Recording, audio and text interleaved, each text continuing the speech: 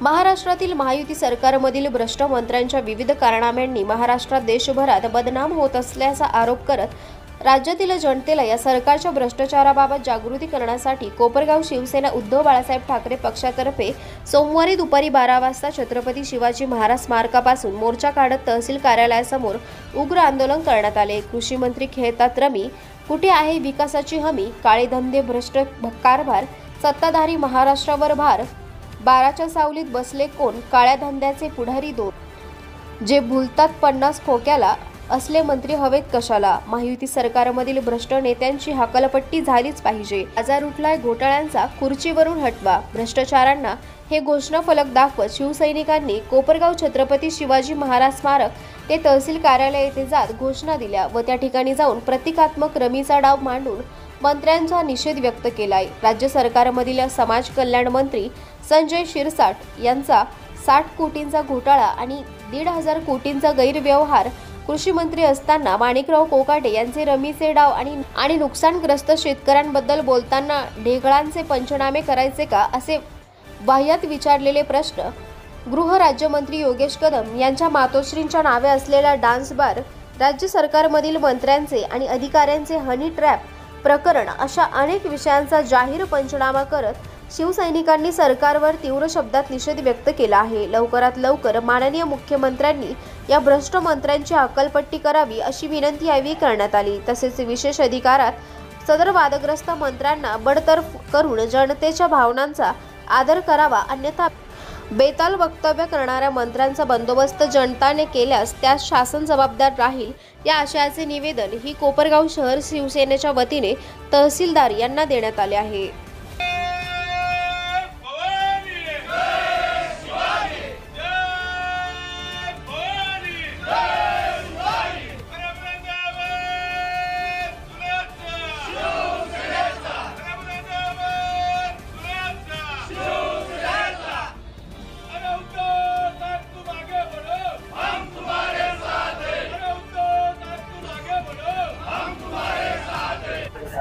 आज कोपरगाव शहर शिवसेनेच्या वतीने महाजन आक्रोश आंदोलन करण्यात आलं। हे महाराष्ट्रातील जे महायुतीचं भ्रष्ट सरकार आहे, त्या भ्रष्ट सरकारमधील जे विकृत मंत्री आहे, जे विधिमंडळात शेतकऱ्यांचे प्रश्न सोडवायचे सोडून दिले आणि रमी खेळत बसले। काही मंत्री बुवाबाजी करण्यात मग्न आहे, काही सिगरेट ओढण्यात, नोटाचे बंडल गोळा करण्यात मग्न आहे, काही मंत्री त्यांच्या स्वतःच्या सत्तेचा गैरवापर करून स्वतःच्या डान्स बारमध्ये महिला नाचवण्यात मग्न आहे।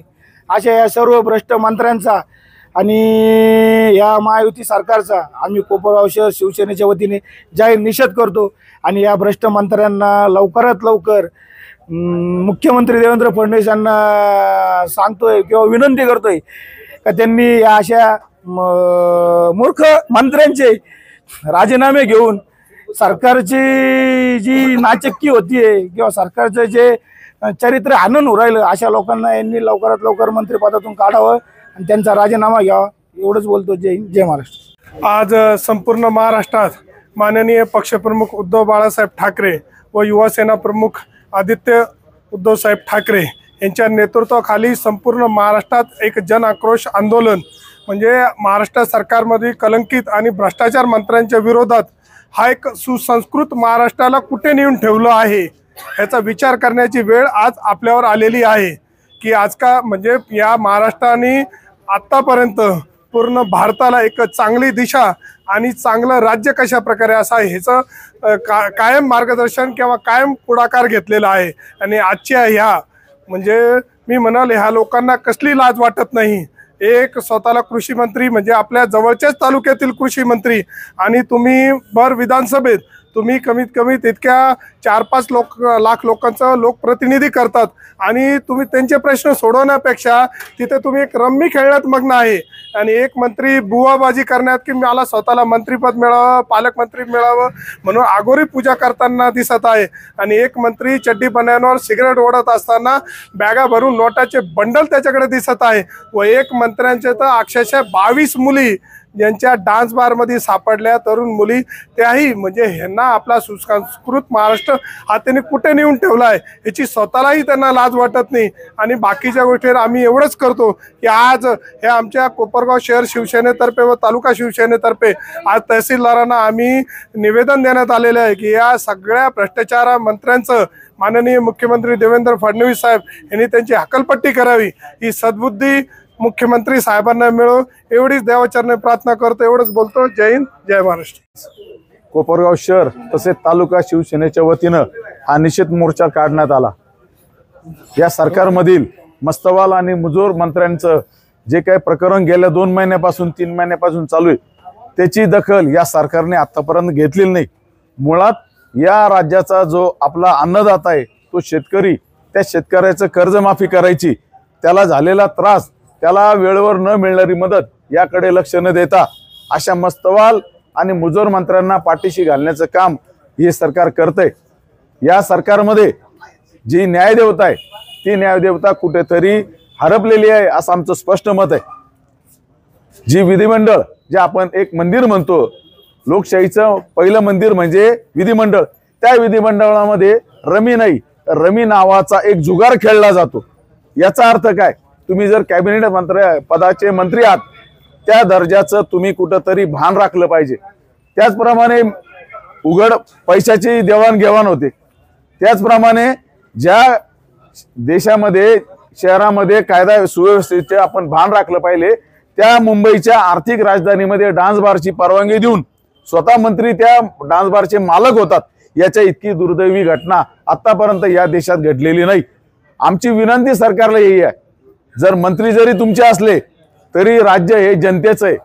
तुम्ही जरी सरकार म्हणून मुंबईच्या विधान भवनात आहे तर रस्त्यावरचं राज्य खरं विरोधी पक्षाचं आहे।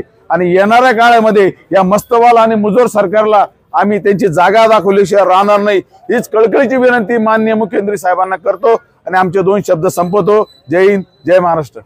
ठाकरे पक्षाच्या वतीनं आयोजित जन आक्रोश मोर्चामध्ये संबंध कोपरगाव तालुका आणि शहराच्या सर्व पदाधिकाऱ्यांच्या वतीनं सर्वप्रथम मी या राज्य सरकारचा या ठिकाणी मनापासून निषेध करतो।